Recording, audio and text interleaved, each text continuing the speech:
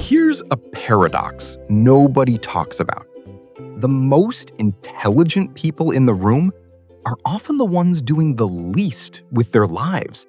Not because they lack ability, but because their intelligence has become a weapon they use against themselves.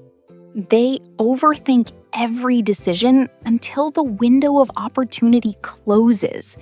They see every angle of a problem so clearly that they find a reason to avoid all of them. They are, in the most ironic sense, too smart to move. Welcome to Real English Flow, where real conversations meet real English at its most natural and expressive. I'm Jake. And I'm Lily. Today we're having a conversation that might make you slightly uncomfortable, in the best possible way, because we're talking about intelligence. What it is, what it isn't, and why so many brilliant people end up as the most spectacular wasters of their own potential. B2 to C1 level. Sophisticated, honest, and built for thinkers. Subscribe if you're new. Let's go deep. Let's establish something uncomfortable from the start. Intelligence, raw cognitive ability, is one of the most overrated predictors of success and fulfillment there is. That's a bold claim. And a well-documented one.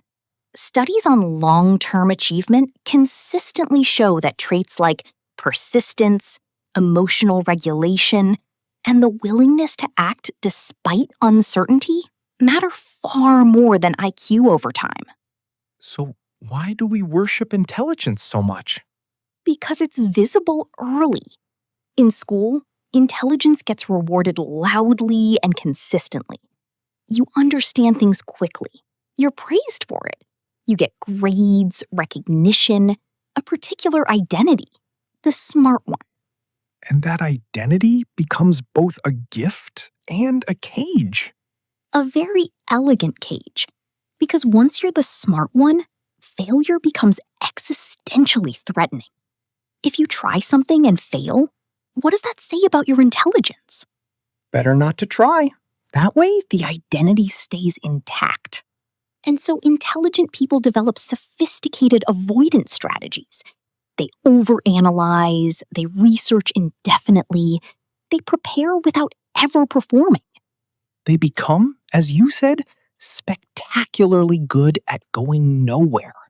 With impressive vocabulary to describe exactly why they're standing still. I want to tell you about a period where I was genuinely impressive at doing absolutely nothing. A specialist. World class. For about 18 months, I had a business idea. And in those 18 months, I researched it exhaustively. I read books, listened to podcasts, took notes, built spreadsheets, created timelines, designed hypothetical brand identities. A comprehensive body of work. Meticulous. And all of it pointed in one direction. I needed just a little more information before I could start. There was always one more variable to consider. Always. And here's the thing. I genuinely believed I was being thorough, intelligent, responsible. I told myself that people who rush into things fail, and I was being strategic. Which was partly true, and entirely self-serving. Exactly. The thoroughness was real. The strategic thinking was real. But underneath it, and I only admitted this to myself much later, was a profound fear of finding out whether I was actually as capable as I believed myself to be. The research protected the self-image. If I never launched, I never failed. And if I never failed, I remained in my own mind someone with unlimited potential. Potential being the operative word. Because potential, by definition, is unrealized. I was protecting a fiction at the expense of a life. Let's build some sophisticated English vocabulary. B2 to C1 phrases for talking about intelligence, potential, and the gap between thinking and doing. First, paralysis by analysis. When you overthink a decision to the point where you become unable to act. He had all the information he needed, but fell into paralysis by analysis. Next, squander your potential. To waste something valuable you have. A strong, slightly formal phrase. It would be a shame to squander your potential on things that don't challenge you. Hedge your bets.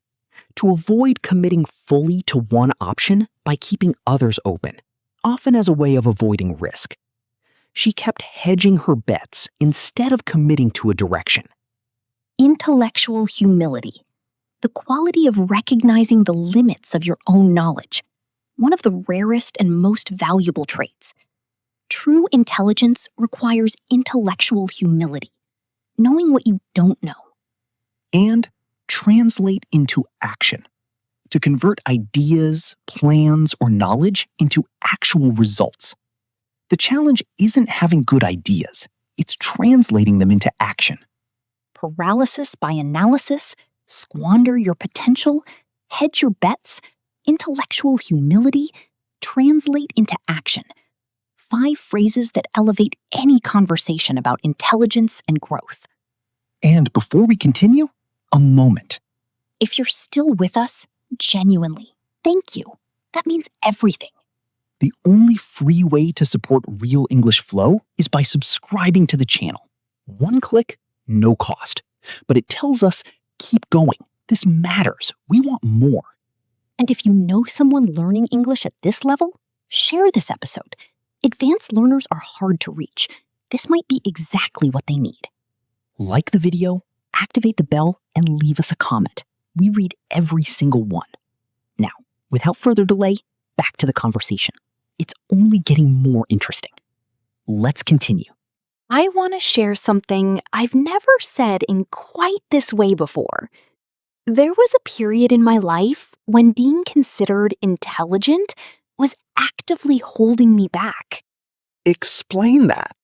I had built a reputation, professionally, socially, as someone who was thoughtful, articulate, and rarely wrong. And I had unconsciously begun protecting that reputation above almost everything else. Your identity had become your prison. Precisely. I would only speak in meetings when I was certain. I would only take on projects I knew I could handle well. I declined opportunities that excited me because they also terrified me. And terrified me specifically because I wasn't sure I'd be good at them. You were curating a highlight reel of yourself. Only showing the parts where I was competent. And it looked very much like a successful person. But from the inside, it felt like slow suffocation. When did that change? I was given a project that was genuinely beyond my current capabilities. My instinct was to decline, but something made me say yes. Maybe exhaustion with my own caution. And I struggled, visibly, publicly. I asked for help, I made mistakes and acknowledged them. I showed up imperfectly to something that mattered. And your reputation? Survived, and actually deepened. Because people don't trust people who are always right. They trust people who are honest about being wrong and keep going anyway. Authentic engagement beats polished performance. Every single time. Intelligence deployed in service of authenticity is far more powerful than intelligence deployed in service of image. I want to offer you an image. Think of a magnificent private library. Thousands of books, rare editions, comprehensive collections on every subject imaginable. A beautiful space. Extraordinary. And completely unread. The owner acquired the books, cataloged them, displayed them with care, but never actually read them. never applied what was in them to anything outside the library. The library as status symbol rather than tool. Exactly. And this is what intelligence becomes when it isn't applied. An impressive collection, a beautiful interior life, a library nobody reads, including the owner. Intelligence that doesn't translate into action, connection, creation, or service to others. It just sits there, gathering metaphorical dust. You are not your library. You are what you do with the books. And the books were never meant to stay on the shelves. They were meant to change how you live. Take them down. Open them. Use them. That's what they're for. Let's get specific. 3 patterns, recognizable ones, where intelligence becomes self-defeating. Pattern 1. Chronic over-preparation. The intelligent person who perpetually needs one more piece of information before acting. Preparation has a point of diminishing returns. After that point, it's not caution, it's avoidance in a lab coat. At some stage, the information you need can only be obtained by doing the thing. Pattern 2.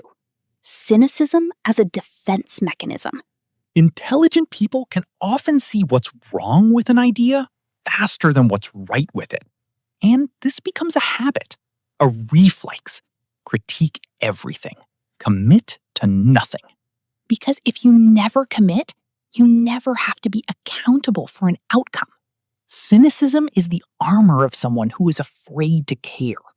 And armor, however sophisticated, is still something you're hiding behind. Pattern 3. Waiting for worthy problems. The intelligent person who feels that their capabilities deserve a commensurate challenge. So they wait for the right opportunity, the significant project, the moment that matches their self-image. While perfectly good opportunities, imperfect, messy, real ones, pass by.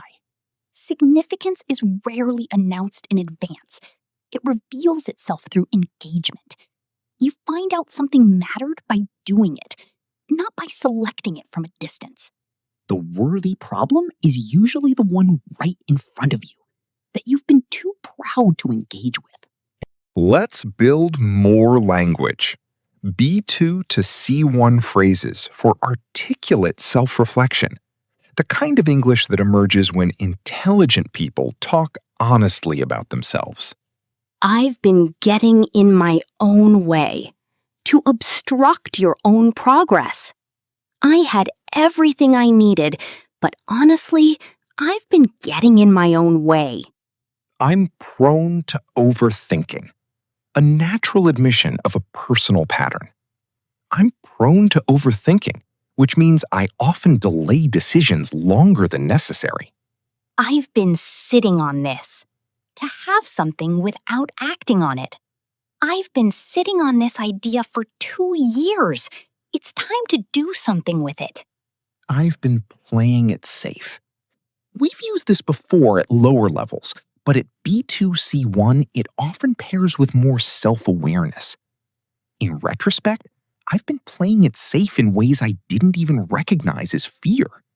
And I owe it to myself to find out. When you recognize you're avoiding something to protect a self-image, I might fail, but I owe it to myself to find out what I'm actually capable of. Getting in my own way, prone to overthinking, sitting on this, playing it safe. Owe it to myself to find out. Phrases that distinguish someone who thinks about themselves clearly from someone who simply performs self-awareness. Let's talk about what it looks like when intelligence is actually working, not being squandered. Because it's not loud. It's not what you'd expect from the movies. Applied intelligence is the person who enters a new situation and says, "What don't I understand here?" before here's what I think. It's the willingness to be a beginner, repeatedly, in new domains, with new people, in uncomfortable positions. It's knowing that your intelligence is a starting point, not a conclusion. That the smartest thing you can often do is recognize the limits of what you currently know. Intellectual humility, as we said earlier, is where intelligence becomes genuinely useful. Applied intelligence is also about choosing your problems deliberately, not waiting for the perfect challenge, but engaging seriously with the real ones that are available. And it looks like action. Imperfect, iterative, humble action, not the polished performance of someone protecting an image. The most intelligent people I genuinely admire, they're not the ones with the sharpest critiques. They're the ones creating things, building things, engaging with the world in ways that leave it slightly different from how they found it. Intelligence in service of something beyond itself. That's the version worth having. I want to say something clearly, and I mean this. Go ahead. If you're listening to this at B2 to C1 level in a second language, your intelligence is not in question. It never was. You are someone who is developing sophisticated comprehension of a foreign language.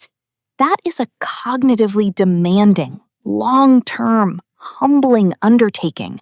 And you are doing it. That's not something everyone does or can sustain. So the question isn't whether you're intelligent. The question is, what are you building with it? What problem are you engaging with? What project are you showing up for imperfectly? What version of yourself are you willing to be seen as? Not the finished, polished version, but the one in the middle of figuring it out. Because that version, the one mid-process, uncertain, committed anyway, that's the one that actually changes things. Your intelligence was never the bottleneck. Your willingness to apply it, risk it, and let it be seen imperfectly, that's where the work is. And that work starts the moment you decide your potential is worth more than your self-image. Which, if you're honest with yourself, you already know it is.